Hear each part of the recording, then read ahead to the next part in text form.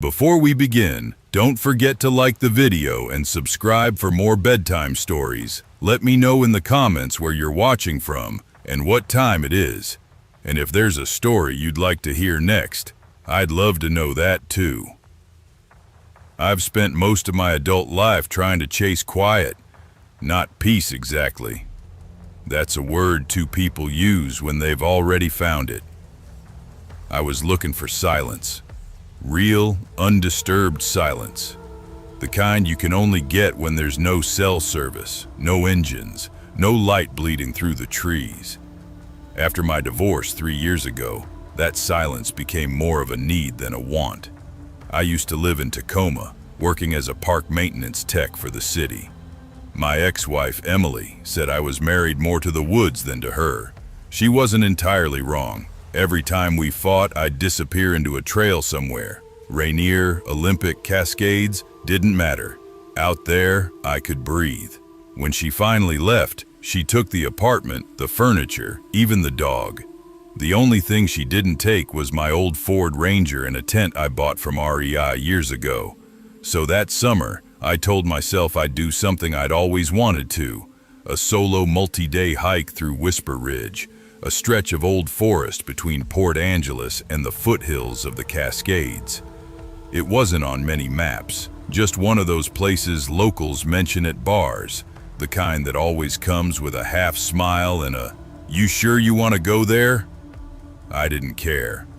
I packed up my 2 dogs, Copper, a big red coonhound mix with the personality of a grumpy uncle, and Tess, a small black terrier that thought she was 10 feet tall, and headed out.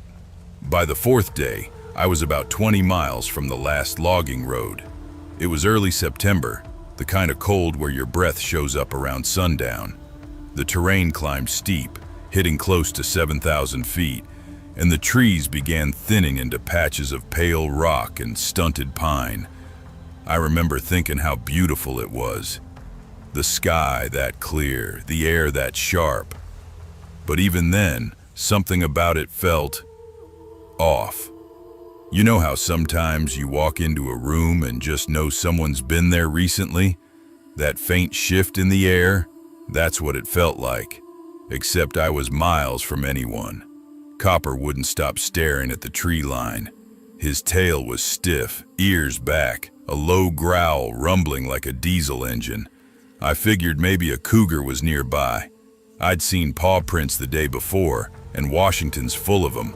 Still, the way he acted didn't feel right. It wasn't a hunting growl, it was a warning. "Hey, knock it off, buddy," I said, tossing a stick to distract him. He didn't move, just kept staring uphill. Tess zipped inside the tent so she wouldn't wander, started whining, that high-pitched nervous whine she did whenever she smelled thunder. There wasn't a cloud in the sky. I tried to shake it off. I set up camp in an open meadow right before sunset, the kind of spot that'd be perfect if it weren't for how exposed it felt. You could see for miles down the slope. Good for sight lines, bad for feeling like you weren't being watched.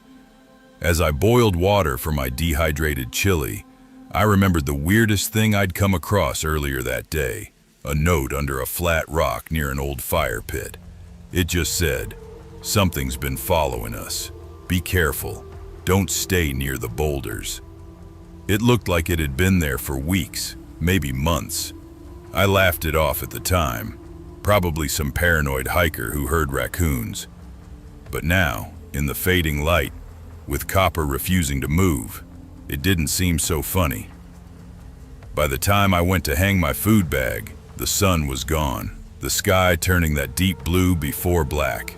The only trees strong enough to hang from were halfway up the slope. The incline was brutal, loose rock, moss, 100 feet of near vertical climb. But leaving food near camp wasn't an option, not with bears around. "All right, stay here," I told Copper, clipping his leash to a big rock. He whined as I started climbing. The air felt heavier the higher I went. My headlamp was off. I still had enough twilight to see the outlines of trees, boulders, and old stumps. I was maybe halfway up when I heard it, a crunch of soil. 50 feet ahead, uphill. "Copper?" I whispered. He barked below, deep and sharp. He'd heard it too. My stomach dropped.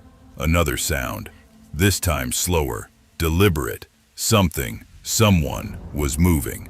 I froze, pressing my hand against a tree for balance. My first thought was cougar. My second was that note. My third, and most terrifying, was that it wasn't an animal at all. "Hey!" I shouted, trying to sound confident. "Who's up there?" No answer, just the wind cutting through the trees. Then Copper's bark changed, deeper, faster, pure aggression. I could hear Tess losing it inside the tent below, yipping non-stop. That set me off. My body went into full adrenaline mode. I clicked on my headlamp so fast I punched myself in the cheek. Pain shot through my face, but I didn't care. The beam swung wildly up the slope. Nothing. No eyes. No movement. Just the long shadows of pines and boulders. But Copper wasn't barking at shadows. He was staring straight ahead, every hair on his back standing up. "All right," I muttered to myself, heart hammering. "Better face it now than sit here all night." I crouched low and climbed another few feet, gripping the roots like handholds. That's when Copper suddenly lunged forward, breaking free of my hold. He charged up a few steps, snarling like he'd gone feral, teeth flashing white under the headlamp. And then, movement. Something darted between two trees, maybe 75 feet up. I caught it, just for a second. Not an animal, a person.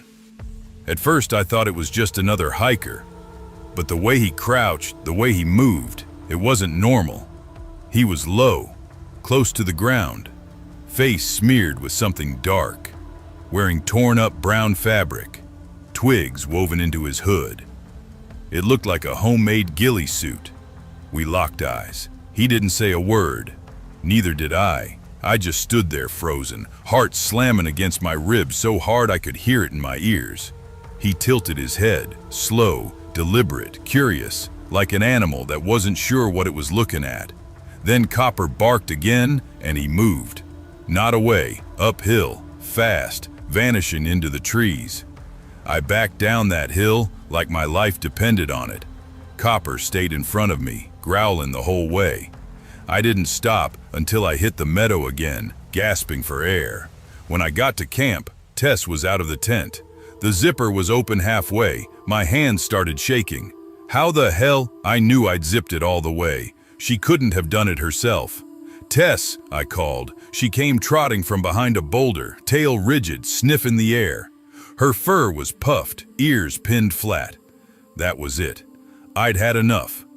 I yanked my pistol out of my day bag, loaded, and fired a single round into the sky. The crack echoed off the ridge. I didn't hear anything after that. Not a twig snap, not a breath. I didn't sleep that night. I sat in my tent, pistol on my chest, both dogs pressed against my legs. Every now and then, Copper would growl at nothing. Tess would whimper, and I'd hear faint shifting in the brush. Or maybe it was just my imagination. At one point around 2 a.m., I swear I saw a shape at the far edge of the meadow. Tall, still, just standing there. The second I reached for my light, it was gone. As soon as the sun came up, I packed fast. Didn't even eat, didn't look around. My hands were still trembling when I tied the last strap on my pack. I started hiking downhill as quick as I could, without twisting an ankle. By mid-afternoon, I hit a lower campsite where a small group of backpackers was setting up. 2 guys and a woman, all mid-20s. They waved when they saw me. "Dude, you look like hell," one of them said. "You okay?" I must have looked pale because I just shook my head and said, "Don't go up past the ridge, something's up there." They laughed a little, thought I was joking, until I told them everything. The noise, the man in rags, the unzipped tent. The woman went quiet first. Then one of the guys said, "Man, we saw someone last night too. Way off trail. Thought it was just another camper, but maybe not." We all decided to head back toward the trailhead the next morning. No one wanted to split up. When I finally got home 2 days later, I couldn't stop thinking about that man's face, or what little I'd seen of it. The dirt, the blankness, the way he didn't run like a person, but like something that knew the terrain better than I did. Curiosity got the better of me. I went online, started reading posts about the Whisper Ridge area. Most were normal trip reports, until I found a few older ones buried deep in a forum. One hiker mentioned finding weird shelters made of branches near the boulder fields. Another said she'd heard someone laughing softly outside her tent around midnight, but saw no one. And 2 years before that, a man's body had been found at the base of a cliff near where I'd camped. Cause of death, accidental fall. Except one comment below said, "Locals don't go near Whisper Ridge. Some folks never left the mountains after the mines closed. They live off what they find." I haven't gone back to the woods since. Sometimes, though, when I drive through the back roads near Port Angeles late at night, I catch myself glancing at the tree line and swear I see a shape standing still between the trunks, watching, waiting, for what I don't want to know. I still remember that November night like it's carved into my bones. 3 years ago, my wife and I were living in a small rental house on the outskirts of Bellingham, Washington. We were both in our early 30s then. She was working as a freelance photographer, and I was doing contract work for a marine supply company. On weekends, when we had the time and weather on our side, we'd drive out to surf the Strait of Juan de Fuca. It wasn't the best surf in the world, but the peace, the mist, and the quiet isolation. It had its own kind of magic. That weekend, though, the ocean didn't feel magical. It felt wrong. The forecast had called for messy conditions along the outer coast, too windy for our usual spots at La Push or Westport. So instead, we decided to check out a smaller, quieter area a local had once told us about, Crescent Cove, somewhere along Highway 113, north of Forks. Not many people knew about it, and from what we'd heard, it was perfect for an early morning session. We packed up our old Subaru Outback, tossed in our wetsuits, 2 sleeping bags, a camp stove, and a cooler of leftovers. The plan was simple: drive out in the evening, park by the beach, sleep in the car, and hit the water at sunrise. It was already cold when we left, just past 5 p.m., that kind of damp chill that sticks to your bones. The sun had dropped low, spilling orange light over the tree line as we wound through the mountains. By the time we passed through Joyce, the last speck of civilization before the highway turned remote, our cell service had dropped completely. "Guess it's just you, me, and the woods," my wife joked, nudging my shoulder. I smiled. That's the point, right? No tourists, no screaming kids, just waves and peace. We found Crescent Cove just after 7 p.m. The turnout was a wide gravel pull-off leading to a dirt track that sloped down to a beach hidden by tall pines. There were only 2 vehicles parked there, an old camper van and a beat-up red pickup. A small campfire flickered between them. "Looks like we're not the only idiots out here tonight," I said, cutting the engine. My wife shrugged. "At least we won't be totally alone." We cooked up some ramen by the car, huddled in the cold, and watched the last of the daylight fade. The air smelled of salt and wood smoke. Somewhere nearby, we could hear laughter. 2 men, maybe late 20s, joking near the campfire. Everything about it felt normal. Until around 8 p.m., a man came walking down the road, alone. He wasn't dressed for the cold, just a flannel, jeans, and an old baseball cap. He carried a tiny backpack that barely looked full. What struck me most was how casual he was, just strolling in the dark like he had nowhere in particular to be. "Who the hell walks here?" I muttered. "There's nothing for miles." The guy waved lazily at the 2 men near the fire. They shouted something, sounded like, "Hey, come hang out," and he joined them. I didn't think much of it. We climbed into the Subaru around 9:30, folded down the seats and tucked into our sleeping bags. At 10:45, I woke up to pee. I cracked open the door, letting in a rush of freezing air. When I glanced toward the campfire, the flames were still glowing, but the camper van was gone. The red pickup, too. Only the dark beach remained. "Guess they left," I whispered, sliding back into the bag. My wife half opened her eyes. "Already?" "Yeah, weird." We fell asleep again, until something woke me up around 12:30. A faint tap tap tap on the glass. At first I thought it was just pine needles falling, but then came another, 3 deliberate knocks. I froze. My heart thudded against my ribs. My wife stirred beside me. "You hear that?" "Yeah." The tapping came again, softer this time, right near her window. "Jesus Christ," I whispered. "Don't move." We stayed still, not even breathing. Then nothing, just silence. The kind of silence where even the ocean sounds too far away. Finally, I reached for the flashlight and flicked it on. Nothing but fog swirling around the glass.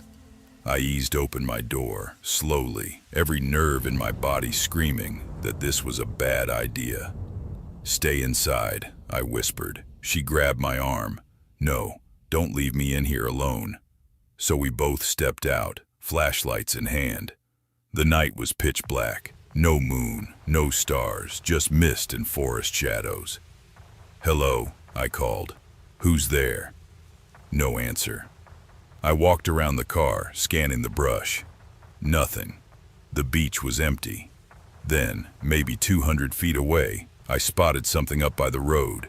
Headlights, dim, off-colored, just sitting there on the highway, turnout above us. "Babe," I whispered, "someone's up there." She squinted. "Are they parked?" "Yeah." "Engines running?" The hairs on the back of my neck stood up. The fog made the headlights look like pale eyes staring down at us. "Let's pack up," I said. "Now." We threw everything, blankets, stove, bags, into the back in seconds. The car felt claustrophobic as I fired up the engine. We started up the dirt track, slow at first, trying to stay calm. But as soon as our headlights hit the road, I saw it clearly. A dark SUV idling near the exit, no plates visible in the rear. "Keep driving," my wife whispered. "Don't stop." We rolled past at about 10 miles an hour. The SUV didn't move. Its driver's side window looked tinted, too dark to see through. Then just as we passed it, the headlights flashed on bright. "What the?"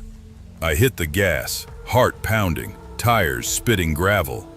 The road curved back toward the main highway, and when I checked the mirror, the SUV was behind us.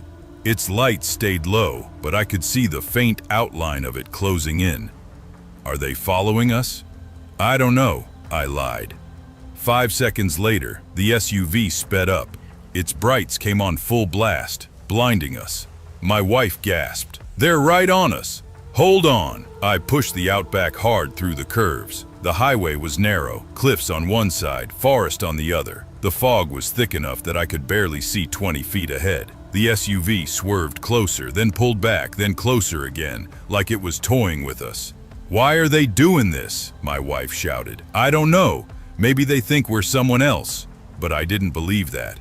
The way they moved, it wasn't confusion. It was intent.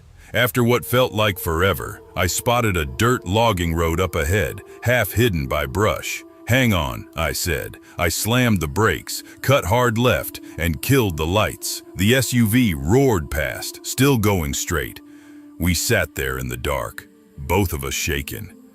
"Oh my God," she whispered, clutching her chest. "What the hell was that?" "I don't know," I said, breathing hard. "But we're not staying here another second." We waited 2 minutes, then turned the car around and headed back toward Bellingham, not stopping until we saw the first lights of Port Angeles. When we finally parked in a 24-hour gas station, we just sat there in silence. My wife's hands were trembling so bad, she couldn't even hold her coffee. She said, "If we hadn't seen that road..." I didn't answer. I just kept staring at the fog outside the windshield, thinking about how quiet it had been before the tapping. thinking about how that SUV had been sitting there, waiting. We never went back to Crescent Cove, and to this day, every time we drive along a dark highway at night, I still catch myself checking the mirrors, half expecting those headlights to appear again. I grew up in a small coastal town on the Kitsap Peninsula, about an hour west of Seattle. It was one of those places where you could smell the salt in the air before you even saw the water.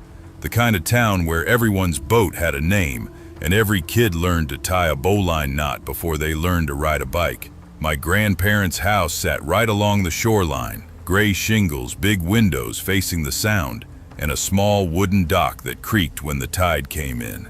I spent every summer there from the time I could walk. Grandpa was a retired Navy man who refused to leave the water behind. Grandma kept the house smelling like coffee and sea salt, and she always warned me, never stare too long into the sound at dawn or dusk. The water remembers who looks. At 10, I didn't understand what that meant. Back then, I was fearless, barefoot, always running along the shore, building forts out of driftwood, flipping rocks for crabs, and swimming in water so cold it made my chest ache. The ocean wasn't scary to me, it was home.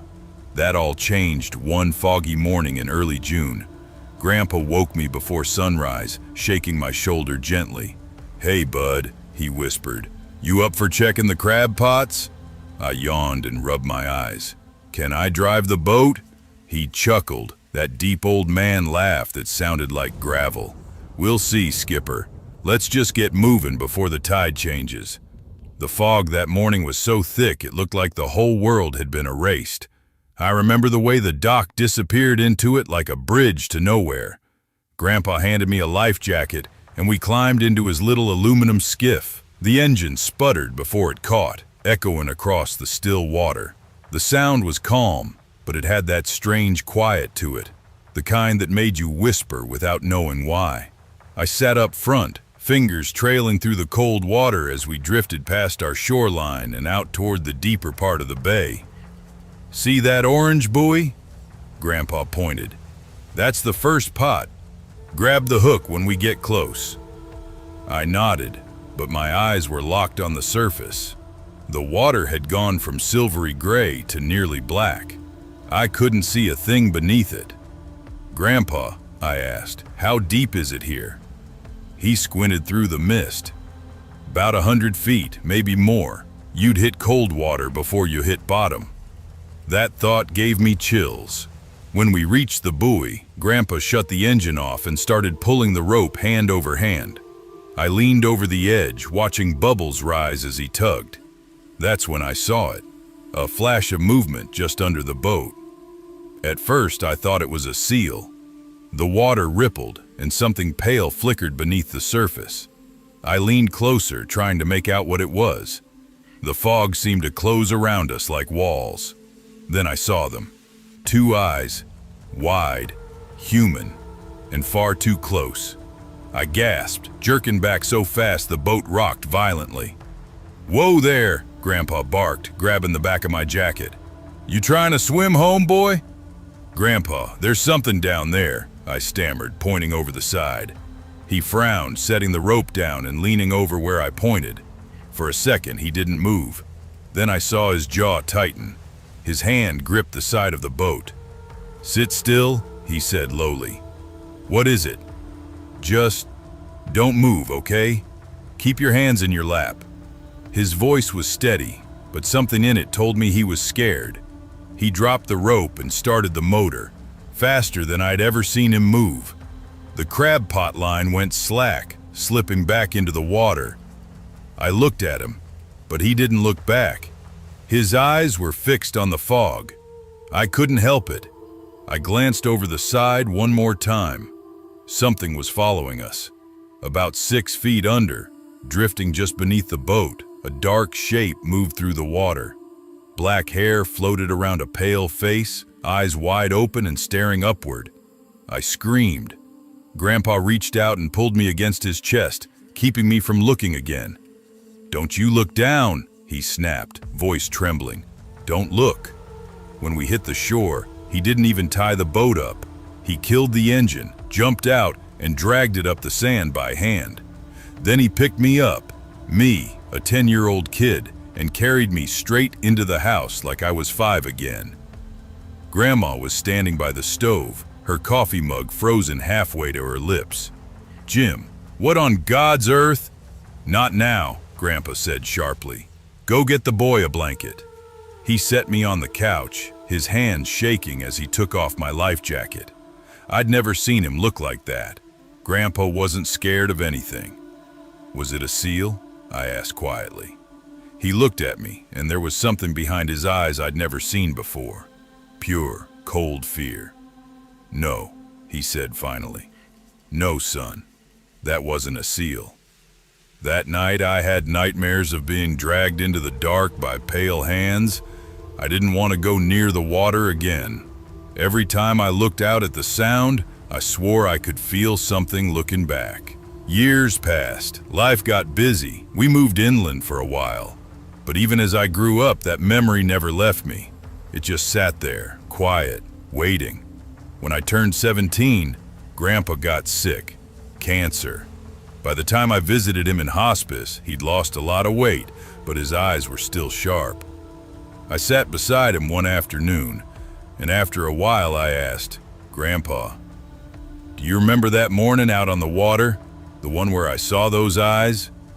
He stopped fidgeting with his blanket. Didn't say anything for a while. Then he gave a slow nod. "Yeah, I remember," he said, his voice dry and rough.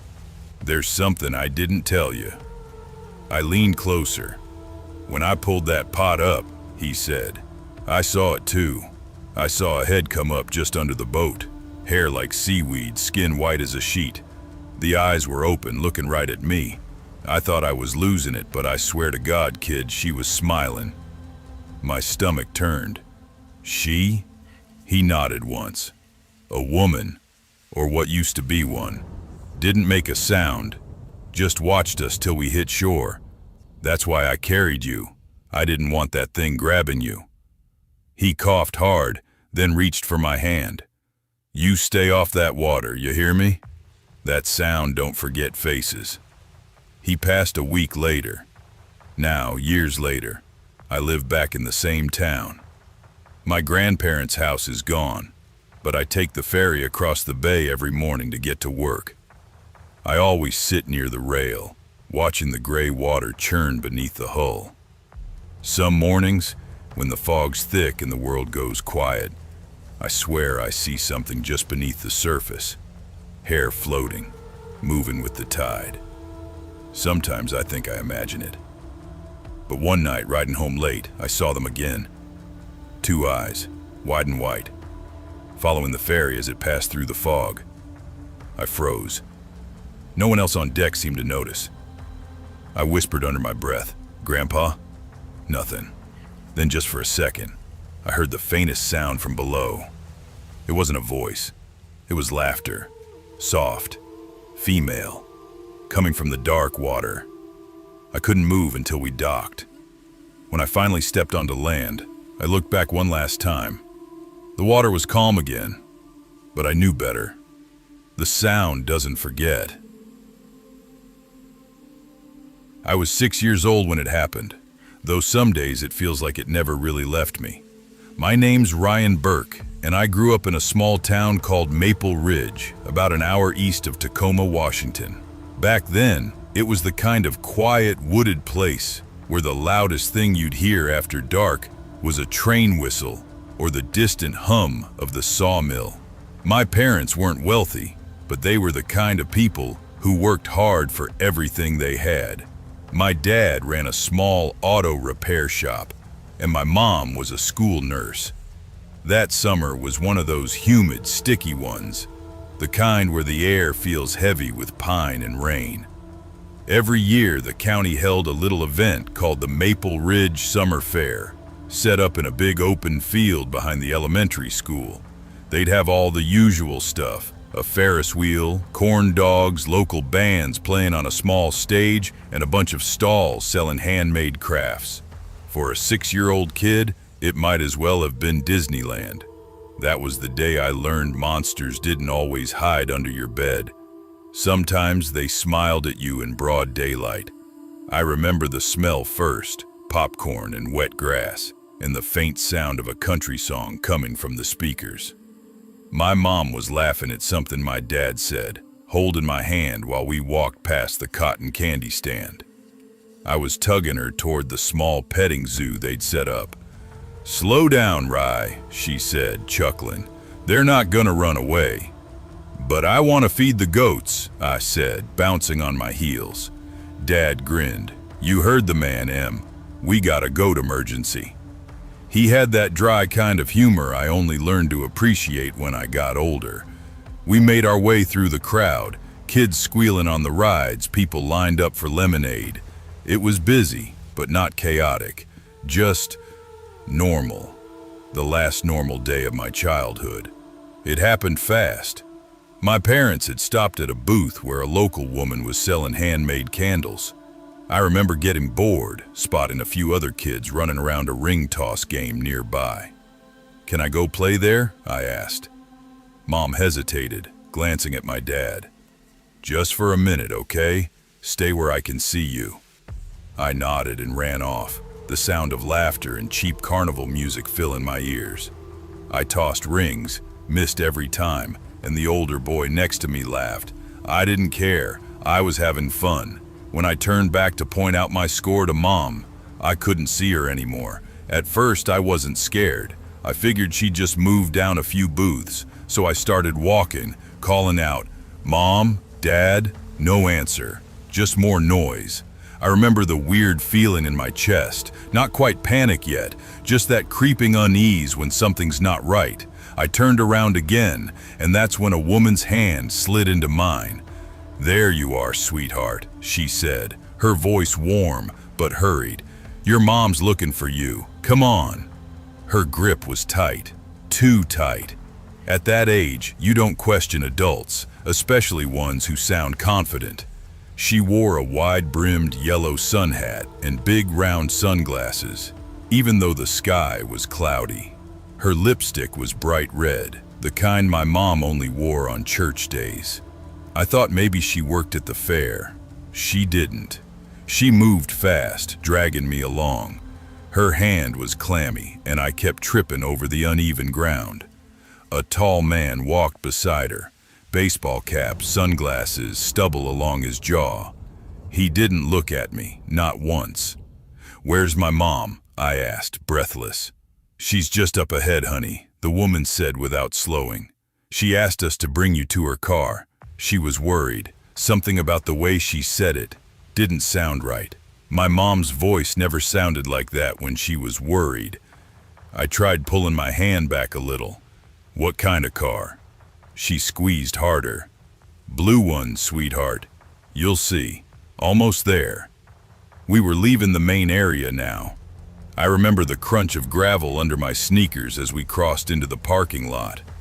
Rows of dusty cars and trucks. No people, no laughter.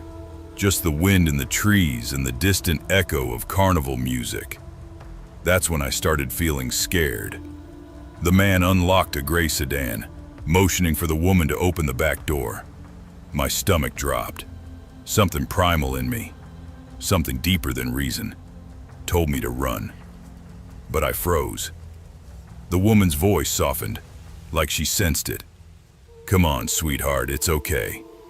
Then she grabbed my wrist again, tighter than before, and bent down to my level. Behind those sunglasses, I couldn't see her eyes, but I could feel her breath. Sweet, like gum or perfume. "Be a good boy now," she said, "and get in." That's when it hit me that she wasn't smiling anymore. Her mouth was flat, her tone sharp. I yanked my hand away as hard as I could and bolted. "Ryan," she yelled, her voice shifting from fake sweet to furious. I ran like hell, tripping once and scraping my knee, but I didn't stop. I could hear her shoes hitting the gravel behind me.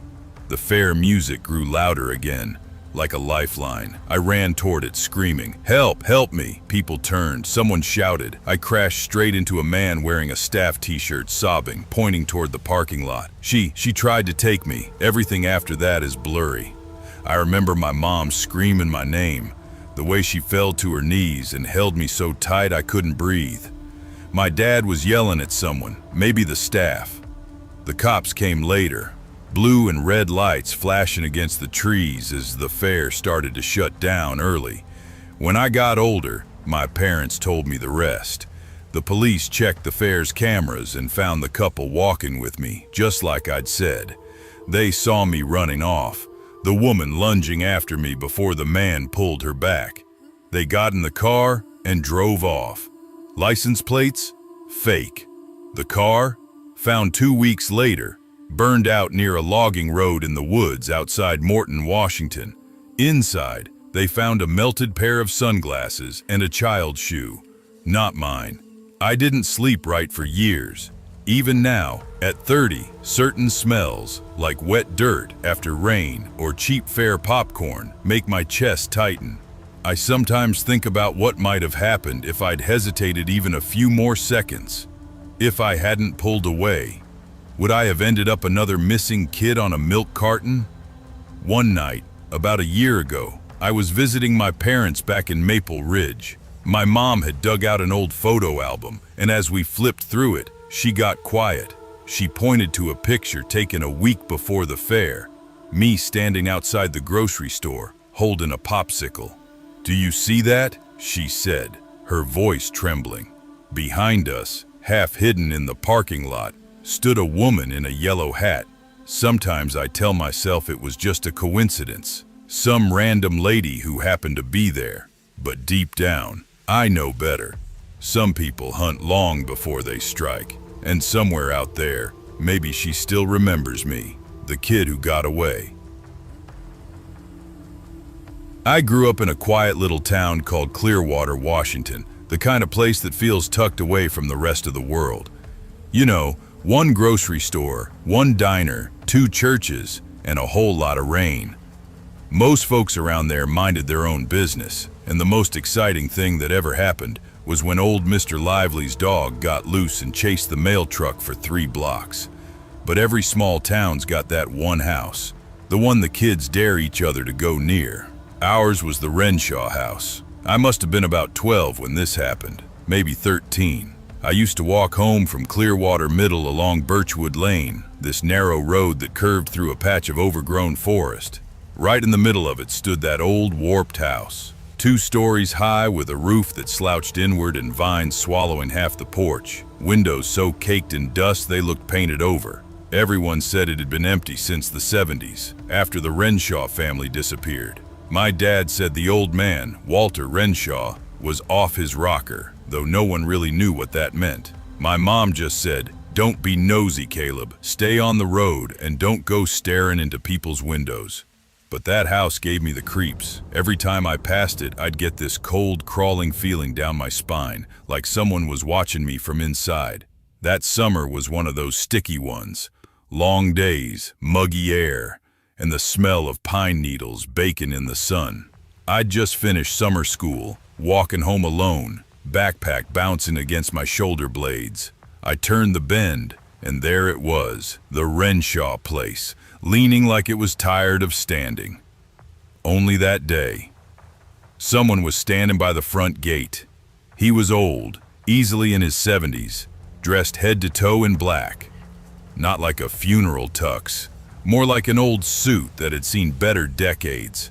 His silver white hair was slicked back, his skin deeply lined, his hands folded neatly over a wooden cane.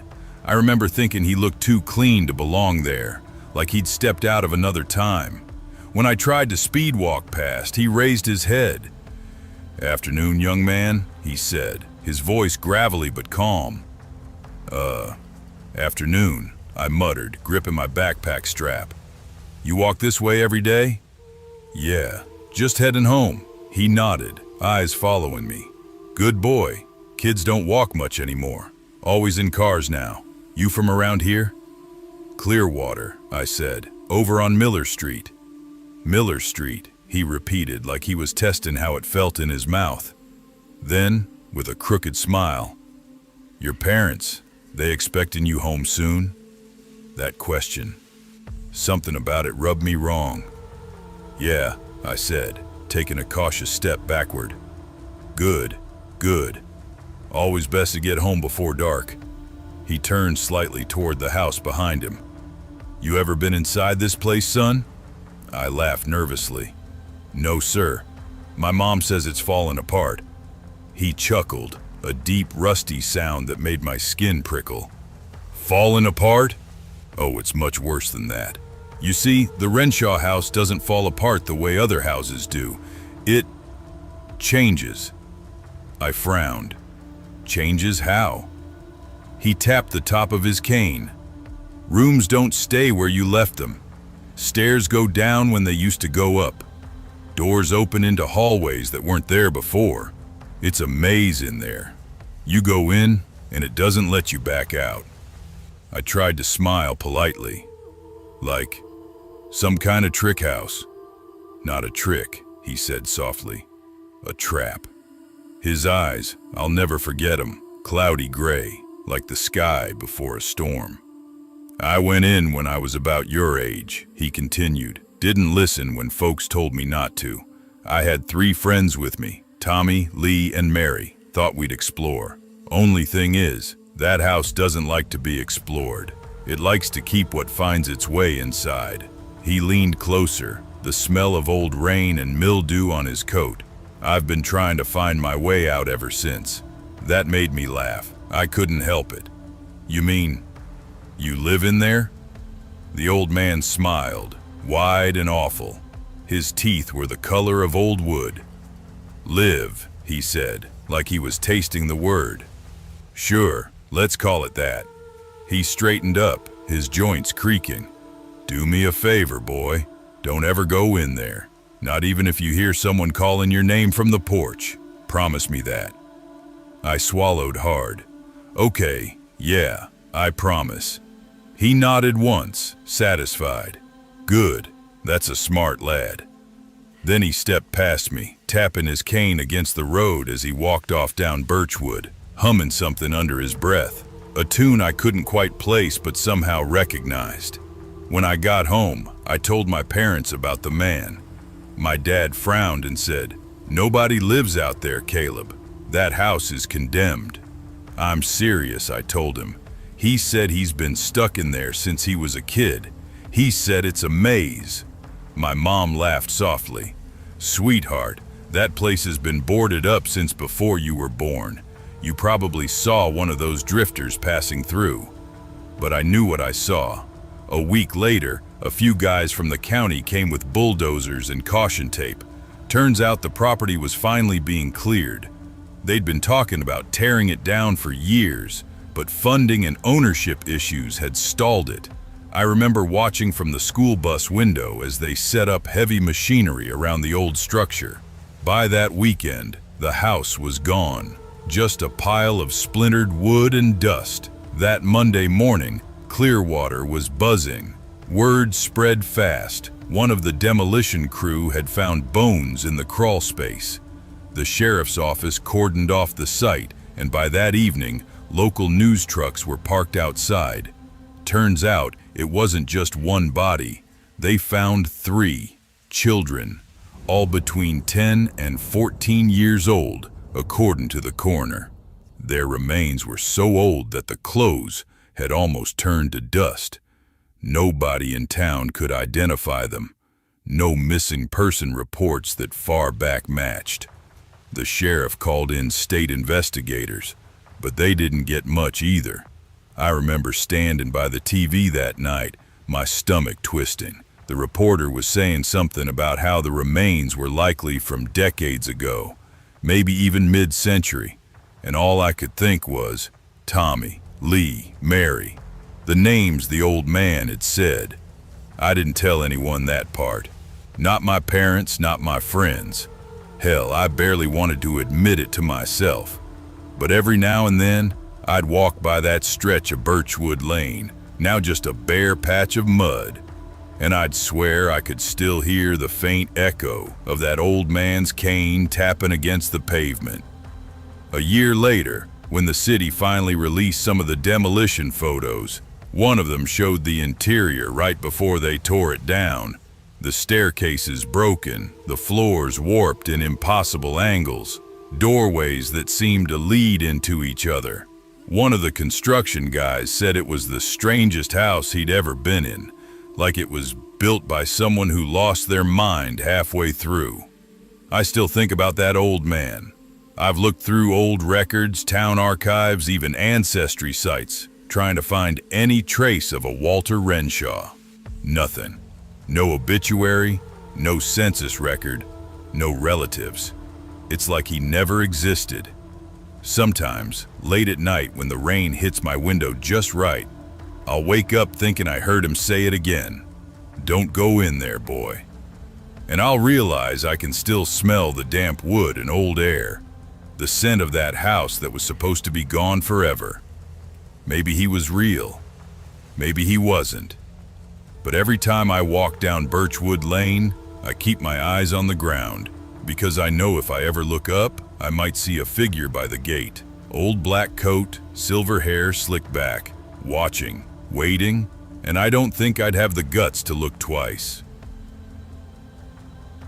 I grew up in a quiet little town tucked away in western Washington, about 40 minutes outside Tacoma. Back then, in the late 80s, Cedar Hill was the kind of place where everyone knew everyone else's business, where people left their doors unlocked, and the biggest news in town was who won the high school football game that Friday. It was safe, or at least that's what we told ourselves. But looking back now, I can't help but think that Cedar Hill always had something dark running under its skin. The forests were too quiet at night, the fog that rolled off the sound too thick, too deliberate. There was always something watching, or at least that's what it felt like. When I was a kid, we used to whisper about a local boogeyman we called the Cutter. Parents used the story to scare kids into coming home before dark. Everyone had their own version. Some said he was a logger who went crazy after losing his family in a fire. Others swore he was an escaped mental patient from the old St. Marlowe Hospital that had been shut down years before. The story went that he lived deep in the woods, carrying a rusted hatchet and wearing a filthy parka, his face horribly burned and half covered by an old welding mask. If you stayed out past sundown, the Cutter would come for you. That was the legend. And when you're 7 years old and it's getting dark, those words carry weight. Of course, most of us thought it was bullshit, at least until the disappearances started. It was the summer of '89 when the first kid went missing. Her name was Ellie Monroe, 12 years old, strawberry blonde hair, and always carried this beat-up Walkman she'd play Madonna tapes on. Everyone assumed she'd run off to Seattle or something. But when her backpack was found a week later near the edge of the woods, people started getting nervous. Then came two more, a boy named Tyler, then a girl named Brooke, both gone without a trace. The town was terrified. People started locking their doors for the first time, and like wildfire, the old stories about the Cutter came roaring back. I remember sitting in the diner one afternoon with my friend Luke. The place was half empty, just the clinking of mugs and the sound of some old Eagles tune coming from the jukebox. "You hear what old man Strickland said?" Luke asked, leaning in. "What now?" I said, stirring my Coke with a straw. "He swears he saw someone standing by the tree line near the logging road last night. Said the guy was tall, wearing a parka and a mask." I laughed. "Yeah, okay. You know Strickland's half in the bag by 6 every night." Luke didn't smile. He wasn't drunk this time. Said the guy was just standing there, not moving, watching. "Probably some hunter," I said. Luke shook his head slowly. "Hunters don't stand still like that." He said it was like the guy was waiting for someone. We didn't talk much after that.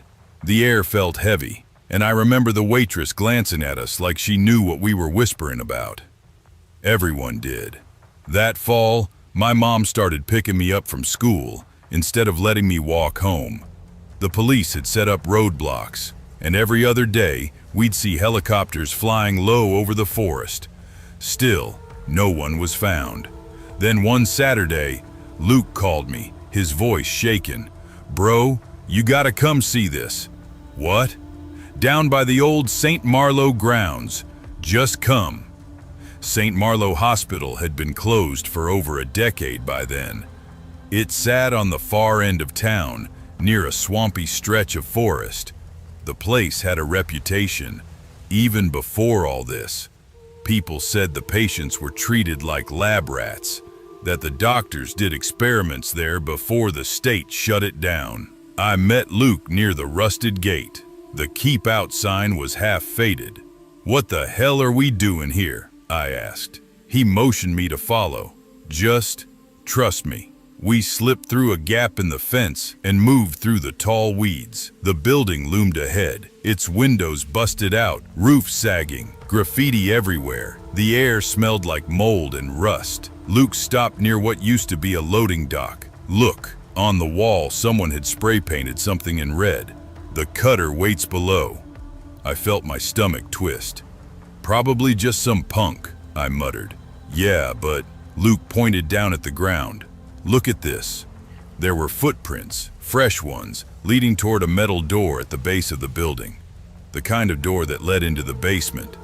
"Someone's been here," he said quietly. We both just stood there, listening. Somewhere deep inside the building, I thought I heard something metallic scrape across concrete. "Let's go," I whispered. But Luke was already stepping forward. "I just want to look." "Luke, don't be stupid." He turned his head, smirking. "Relax, man. It's probably just..." A loud clang echoed from inside. Something had moved. We both bolted. I don't think I stopped running until I got home. That sound, the scraping metal, the red writing on the wall. Around midnight, I heard tapping on my window. My heart jumped. I got up, pulled the curtain aside. It was Luke. He was standing in my yard, pale as hell. "Dude, what the hell are you doing?" I hissed, opening the window. "Come out," he said, voice trembling. "I went back." "You what?" "I went back to St. Marlowe. I saw something, man. You need to see it too." I almost slammed the window shut. "No way." "Please," he begged. "You'll never believe me otherwise." Against every shred of common sense, I grabbed my flashlight and followed him. The forest behind St. Marlowe was dead quiet. Even the crickets had gone silent. We crept back to the loading dock, our breath showing in the cold night air. The door was slightly open now, and a faint orange light flickered from within. Luke pointed. That wasn't there before. The air smelled wrong, like copper and rot. We went inside.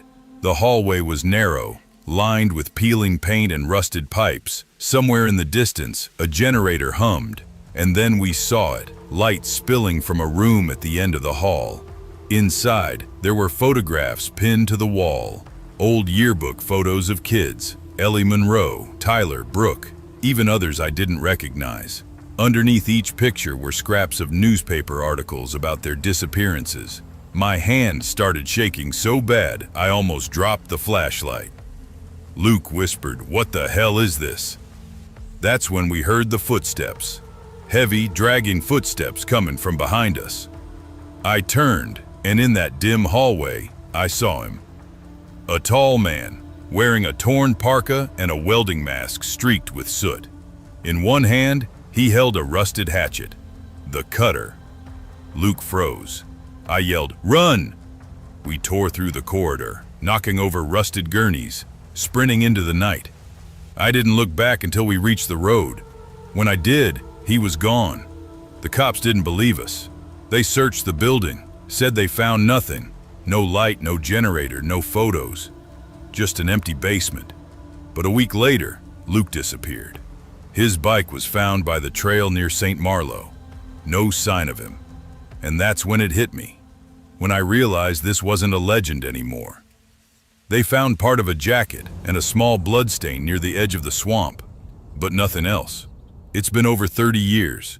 I moved away from Cedar Hill a long time ago, but every now and then, I'll wake up from a dream where I'm back there, standing in that hallway again. I still remember that sound, the dragging footsteps, the scrape of metal. They never caught anyone, but I know what I saw that night.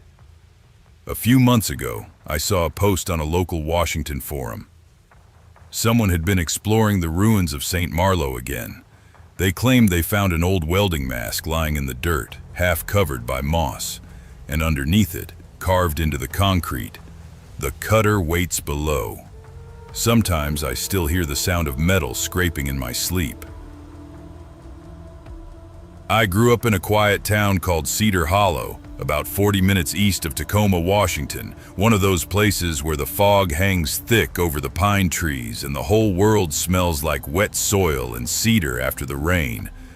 Out here, hunting isn't just a hobby, it's part of who you are. Every fall, the men load their rifles into the backs of muddy pickups, the women pack thermoses of coffee, and kids get their first taste of the woods that raised us. I started hunting young, 10 years old, and I remember my first deer clear as yesterday. I was small for my age, wearing my dad's old camo jacket that hung loose on my arms. We were out behind the family's 40-acre plot near Cedar Creek, dense woods, uneven ground, and a silence that feels older than time. That morning, I bagged my first buck not 30 minutes after sunrise. My dad had been beaming, his rough hand patting my shoulder as if I'd just crossed into manhood. "You did good, kid," he'd said, his breath forming small clouds in the cold air. Later that afternoon, he wanted another shot at his own deer and told me to tag along. "Ain't leaving you at home," he'd said, slinging his rifle over his shoulder. "You'll stay close and keep quiet." I didn't argue. I never did back then. We set up deep in the tree line, near the old split rail fence that marked where our property ended and the neighboring timberland began. Dad settled down with his rifle, and within minutes, he was snoring softly. I remember the smell of gun oil and damp earth, the way the air seemed to hold its breath. And then I saw him, a man. He was walking slowly through the trees about 50 yards ahead. He wasn't wearing orange like every other hunter. Instead, he had on some kind of old wool coat, dirt-stained overalls, and a wide-brimmed hat. His hair was long and black, same with his beard, and his skin looked pale. He didn't seem to notice me or my dad, just kept walking like he belonged to another time entirely. I remember whispering, "Dad," but he didn't wake up. I watched the man disappear between the trees and convinced myself maybe he was just some old-timer from down the road.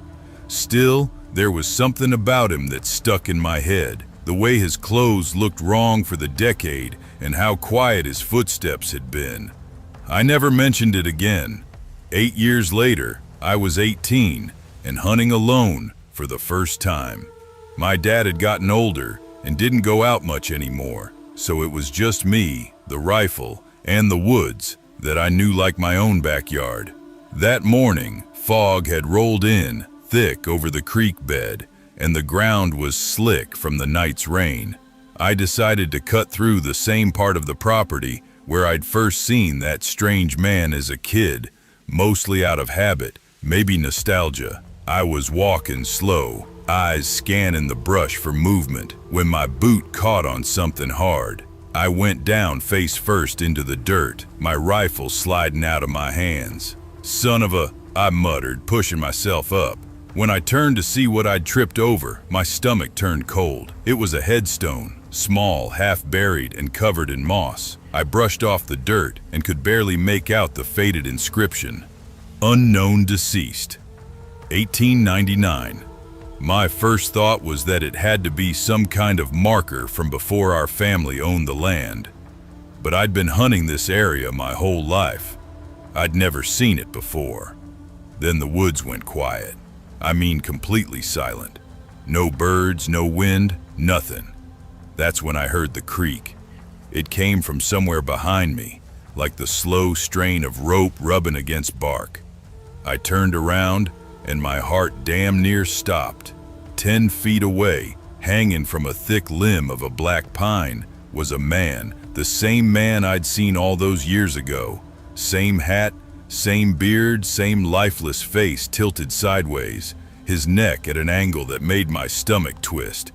His boots dangled above the ground, swaying gently. I froze. I couldn't move or breathe.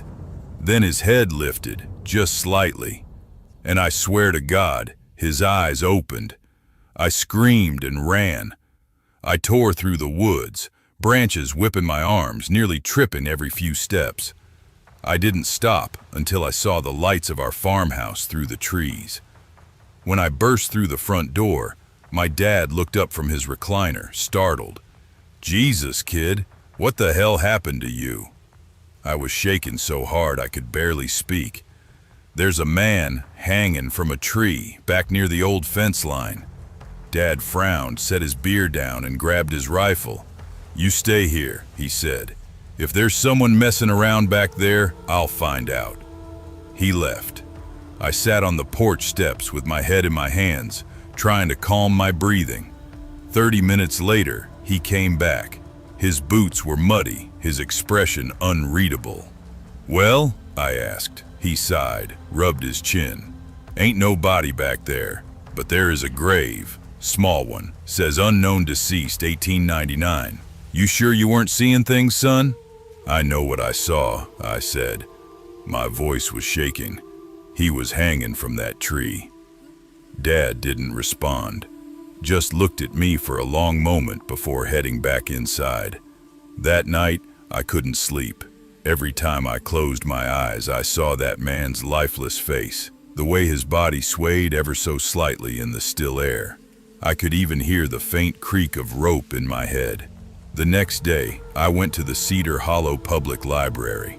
It's a small building, the kind where the air smells like dust and old paper. I told the librarian I was looking for historical records about our property. She pointed me toward the microfilm archives in the back. I spent hours scrolling through reels of old newspapers until I found it. An article dated July 7th, 1899, from the Cedar Hollow Chronicle. The headline read, "Unidentified man found hanged near Cedar Creek, body unclaimed." The story said a man had been found hanging from a pine tree on a local family's land. No one knew who he was. The town coroner ruled it a suicide.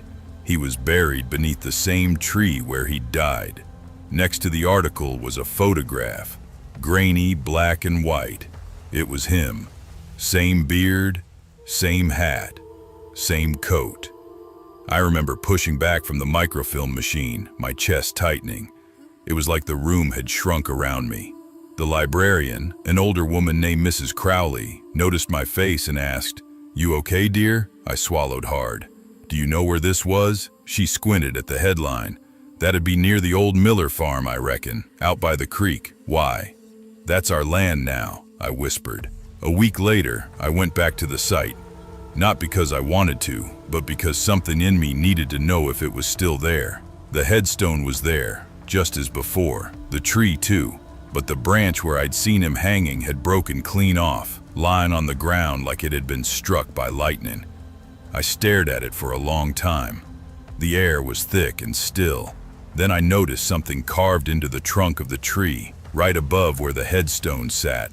It was a single word: forgive. The letters looked old, weathered, like they'd been there for over a century. I don't know why, but I whispered, "I'm sorry," before turning and leaving for good. That night, as I lay in bed, I heard something outside my window. A faint creak, like rope tightening in the wind. I didn't look, and I haven't hunted in those woods since.